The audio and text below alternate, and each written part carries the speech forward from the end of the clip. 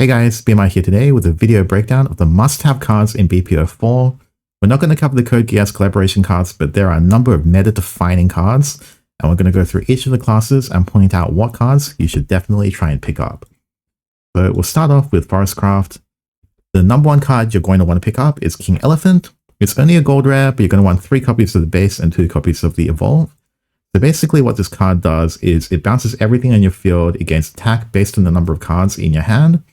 When you evolve it, it gets the effect again, and also it can attack the enemy leader while ignoring ward. So this is your new premier win condition, and it somewhat replaces Silver Bolt. So it's a huge buff for Forestcraft. Definitely pick this up. Apart from that, you're also going to want 3 copies of Sakuna Brave and Small, and 2 copies of the Evolve. So this card, it basically gains extra stats and Storm based on the number of combo cards that you played. This card is very good for a very long amount of time. So definitely pick up your copies as soon as you can. Apart from that, the other cards are a bit more optional. Cassiopeia card is generally strong. You can be splashed into almost any forest deck. It's only 5 mana, it's got a great stat line, and you can clear the enemy board. So yeah, I think pick up 3 copies if you can, but don't worry too much about it if you can't. But the other cards are situationally good at different points in time. Nausea, pick up 3 just because it's a gold rare and it's not going to cost you much. It's got a good stat line for a 2-cost follower, and its effect is somewhat relevant if you can get the combos off early.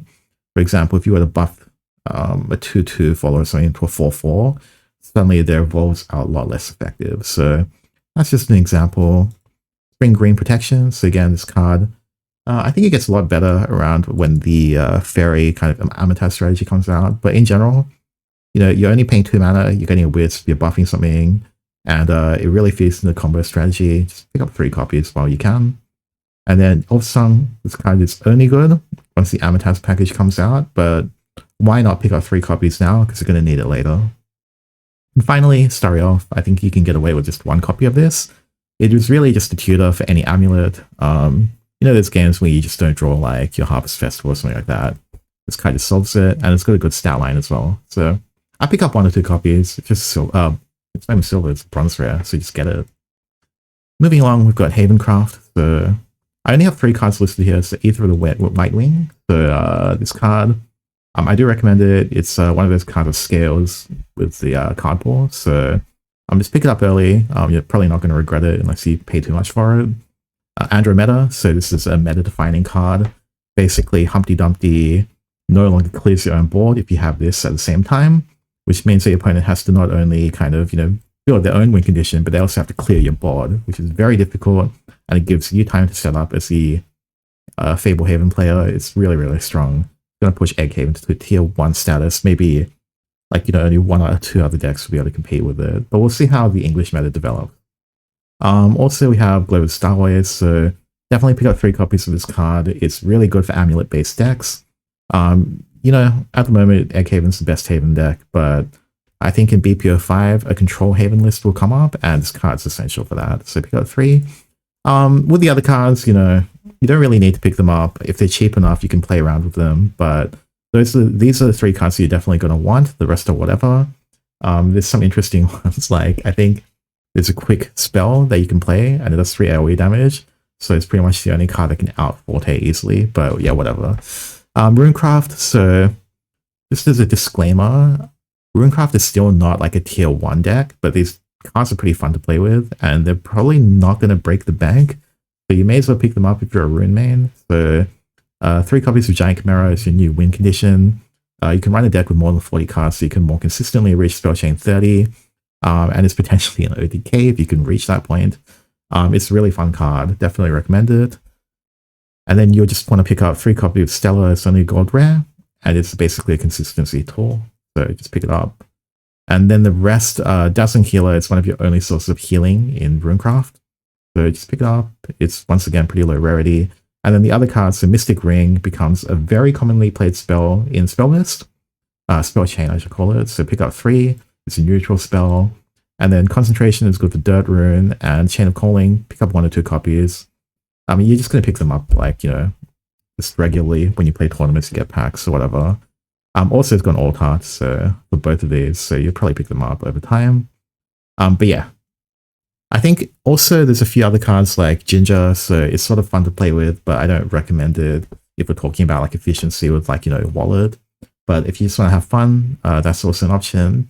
And there's a few Dirt Rune cards as well, so I'm not too sure on how good they are, but again, they're like pretty low rarity, so you may as well just pick them up. Okay, moving on to Sword. So full disclaimer, if you're playing Hero Sword, you only need to pick up, I believe, 3 cards, and they're all pretty low rarity. The Perseus 2/2 follower, it's got a bonus effect, so it replaces like, Goblin and stuff like that. Flail Knight, so this is optional as well, but it's got a good stat line. It does 1 damage to an enemy following the leader, so it's good for early tempo. And then I think the final one is Armor of Stars. So this card is sometimes used in a number of different sword decks. It gives a follower aura, which makes it very difficult to clear. So 1 to 2 copies of this. Now, the rest of the cards that you might want to pick up are mostly only relevant in BP04. So they get outscaled later, but they are actually viable within BP04. So this would include Mars. It would include the Roundtable package. So I would recommend picking these up if you want to switch it up a bit, but if you're on a budget, then potentially not. But I mean, this is public knowledge, right? So the cards shouldn't be too expensive. They're not going to be too tough to pick up. So yeah, give it a shot. Okay, so moving along, Dragon cards. So this has got the largest pool of cards I'm recommending. Symbol of the Waterworm, sorry. You're going to want 3 copies of this. It's got a good stat line. It heals you in Overflow, it heals more, and it gives you an extra player point. Definitely pick up 3 copies. It won't be too expensive because Callan is an alternate art, so it's not kind of putting more into circulation. Leviathan Dragon, pick up 1 or 2 copies. It's one of the better evolved forms of the Dragon card. It's not really particularly great, but I think it's going to be cheap enough that you just pick it up along the way, just in case, right? And then Prime Dragon Keeper. So disclaimer, this card is not good for a particularly long amount of time, but during BP04 it's quite good. So if you are going to pick up 3 copies of this, take that, and also it's a support card, so Dragon Rune Matilda and the Aqua Narade. So those are what you want. If you're playing Discard Dragon, pick up 3 copies of Star Phoenix and the Evolve, maybe 2 copies of that, plus Dragoneer's Fist. So these cards, you want to discard them from your hand, and then you'll get bonus effects either because they're going to the EX zone or you can recur them. So Discard Dragon, pretty decent buff. Israfil, again, is a neutral follower. Neutral followers are typically pretty good in Dragons, so I mean, you ramp up pretty quickly, you play Israfil, you heal, you clear the board, it's pretty good. Zodiac Demon is an honorable mention. I didn't put it here because it's not essential, but again, these types of cards are always good in Dragon because you can ramp quickly and get the effect quite fast. Grimnir, again, this card is pretty good in Dragon because you ramp up and then you can evolve it, and then you can potentially do 4 damage to enemy leaders and enemy followers. Pretty strong. And then I recommend 3 copies of Dragon's Nest. Look, it's not that great, but bronze rare. Pick up 3 copies. And then 1 copy of Night Sway. So it's a pretty common tech card that Dragon players tend to run. Because they ramp quickly, they can play this, never run out of hand size, and yeah, it's just a good resource card. So that is essentially all the Dragon cards you're going to want to pick up for this set. Quite a lot of stuff here. Abyss, so the big winner of this one is actually Necrocharge. So essentially, the cards you're going to want to pick up are Demon Lord Ektar and Grave Desecration. So Grave Desecration is a consistency tool, helps you feel your grave. Ektar is your payoff, and then you also want Israfil. Now, Abyss is one of the other classes other than Dragon that can cheat out neutral legends that have high cost. So you can play Death Breath and you can bring this back, and bam, it does so much tempo advantage, right? You heal, clears all the followers, and if they don't clear it themselves, they're just gonna die. So yeah, definitely pick this up if you're a Control Abyss player. And then if you're an aggro player, I would recommend picking up Howling Demons. Again, this card's only really good in BP04, played a little bit in BP05, but there are better cards later on. And then Medusa, so there's an entire package for this, but I recommend just picking up Legends. If you want the 7 package, they're all like gold, res, and below anyway. So this is like a card that your opponent is forced to clear, because when it comes out, you get a Serpent, and then you can kind of use this on the next turn, and then all of a sudden you can clear any follower, or you can just go face. It's a decent aggro card. I don't think any of these will be particularly expensive, so just pick them up. And then finally, Goblin Princess is a neutral card, but it fits in very well for the aggressive Abyss decks.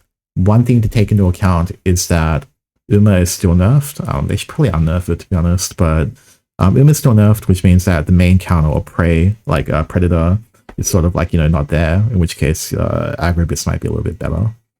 So that is Abyss. That's a lot of cards. It's a lot of things to take in. It might hit your wallet a little bit, but if you are buying booster packs, you do have the opportunity to potentially pull Code Geass cards. So that's something that will kind of, raise the value of the packs that you do open. Not every card here is going to be good forever. You can skip the ones that are only viable in BP04.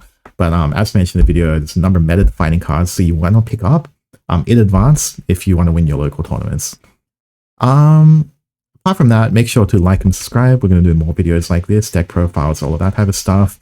And in addition, please check out our TCG Play affiliate link when the set comes out. If you're missing any cards, if you visit that site, you buy stuff. It doesn't cost you anything extra, but we get a small percentage of that, and it helps us run the site. So keep that in mind when you're doing your shopping at TCG Player. That's it from us for this time, and we'll see you all next time.